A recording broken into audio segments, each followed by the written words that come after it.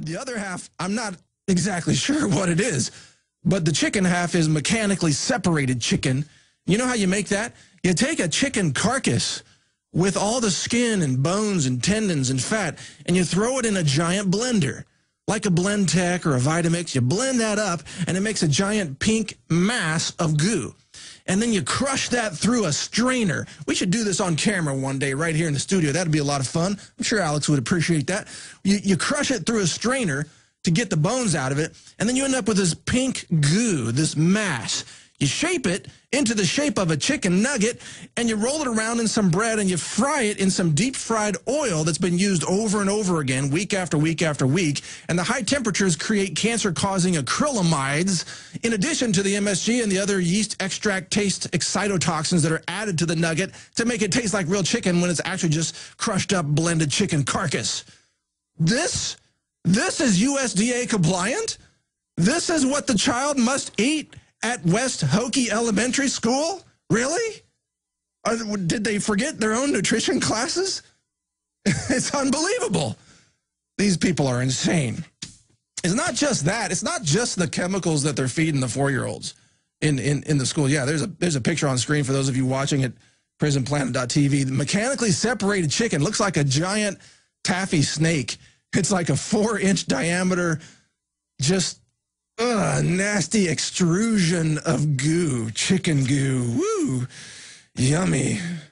It's making me hungry right here in the studio. All right, enough of that.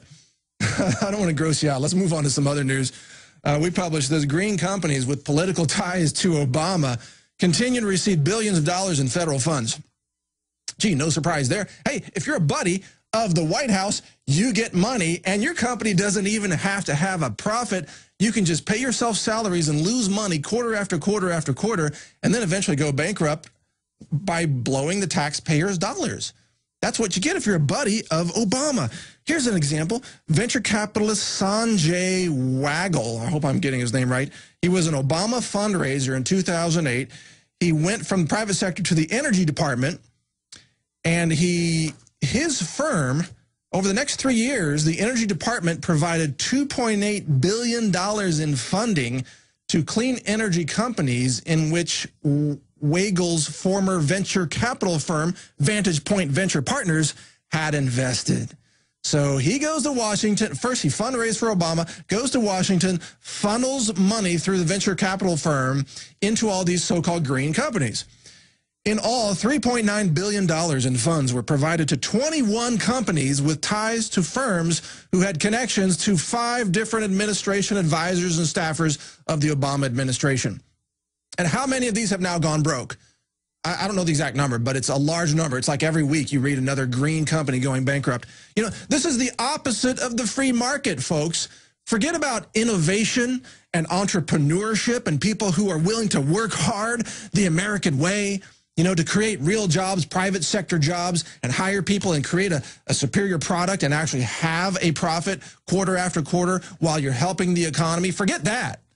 Yeah, I guess that's ancient history in America. Now, the way to get your money is to cozy up to the next corrupt presidential candidate and then get into the Energy Department or the Department of Commerce or whatever the case may be, get into DHS, get yourself a military contract, take all that money, ride high like a fat cat, blow the money on jet skis and junkets to exotic locations, and then when your company goes bankrupt, just say, oh, must have been the bad economy. We couldn't help it. We tried our best while we were eating lobster in Hawaii, thinking about the new economy. That's the new capitalism. Isn't it sick? Isn't it sick? And meanwhile, the hardworking people out there, like those listening to this show, who are working for a living are being taxed to death. You know, your productivity is being taken away.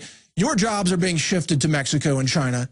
You are the ones being punished for your ideas, for having actual innovation, because, of course, the whole plan in this country is to shut down the actual economy, the real economy, and just have everything a centralized, centrally planned, China-like economy where you got to be buddies with the right people in order to get money to do anything. And the rest of you are just going to end up paying taxes like under the French system where it's, what is it, like 87% tax rate? So you live on pennies. That's it. That's what's going on. we still have a few minutes left here, so I'm going to cover more news. Remember, at the top of the hour, we've got Joe Nobody joining us. At the top of the next hour, that's going to be a really great segment, so be sure to stay tuned for that. This is out of The Independent. Experts fear diseases are now impossible to treat. They're talking about the antibiotic-resistant strains, not just MRSA, but E. coli, new strains. Oh, yeah, they've got all new strains for you. It's kind of like version 12 now of these antibiotic-resistant bacteria. And they, of course, were created by the fact that doctors and hospitals abuse antibiotics, and they create an environment in which these bacteria mutate to become resistant. They mutate very quickly. They are creating a superbug weapon almost. It's like the hospitals are the weapon factories to create the superbugs that, if they escape the hospitals, could kill literally tens of millions of people. I'm not trying to scare you about that, because there are natural ways to defend yourself against that. You know, silver lungs, anybody? That's what I would use. But there are lots of ways to defend yourself, but the whole medical system doesn't want to have sanity in the hospitals. They don't want to use probiotics. They don't want to use colloidal silver. They don't want to use copper-plated tables, even though they've been scientifically proven to eliminate or greatly reduce superbug infections. Instead, they want people to be sick. They love the fact that you go in for some chemotherapy and then you come out with kidney failure, and then you need kidney dialysis. They love the fact that your psychiatric drug or your antidepressant drug causes diabetes. So then you come back for a diabetes drug and a diabetes treatment. They love it. It's a chain reaction of repeat business that comes from corporations treating human beings like guinea pigs and having no compassion for human life, and having absolutely no ethics, absolutely no real sense of what it takes to be an adult human being contributing to a free world. You know, and I'm tired of it. I'm sick of it. Why can't we have people like Ron Paul in charge of the politics? Why can't we have real nutritionists in charge of the healthcare system? Why can't we have people who don't want war in charge of a Department of Peace? Go for some global peace. I don't mean not defend our shores. Obviously, let's defend ourselves. And kudos to the veterans who took part in the legitimate defense. But why do we have to go around just mucking up everything all around the world with more war, more pharmaceuticals, more vaccines, more poison in the hospitals, more antibiotic-resistant drugs, or I'm sorry, strains of bacteria because of the drugs? That's what we have today. It's total insanity, and the result is going to be nothing but death, mass death. One more story. British government now considers using nerve agents on their own people. I mean, you would think I'm making this up. It's not April 1. No, it's February 20. And this is real. That the rioters in Britain now could be soon hit with nerve agent chemicals. Yeah, how about a little mustard gas for all you rioters out there speaking out against the Queen? Talking about the Queen gets raw milk, but nobody else can get raw milk?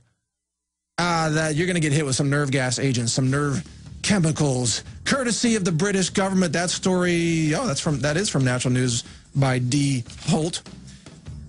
Ah, man, I can't even cover all the news. I can't even cover everything that's on Infowars.com or my website or any of the others out there. There's just too much crazy news. But we're going to do our best, so stay with us right here on The Alex Jones Show. We will be right back after this break with more breaking news and a guest coming right up. Stay with us. You don't need me to tell you that humanity is in a deep crisis. Everyone can feel it. We know a tectonic struggle is now taking place between the forces of freedom and those who love darkness, bondage, and enslavement. Yes, my friends, evil is rising. But take heart. For every action, there is an equal and opposite reaction. Recently, New World Order operative Hillary Clinton admitted they're losing the info war. We are in an information war, and we are losing that war. The globalists are scared. They've overreached. The future of the info war is in your hands. Join PrisonPlanet.tv. Download the thousands of special video reports, ebooks, and more, and get them out to everyone you know. Continue to spread the word about the broadcast on YouTube, Facebook, Twitter, and every other globalist propaganda platform. We are going to use their system against them. The info war now goes into high gear.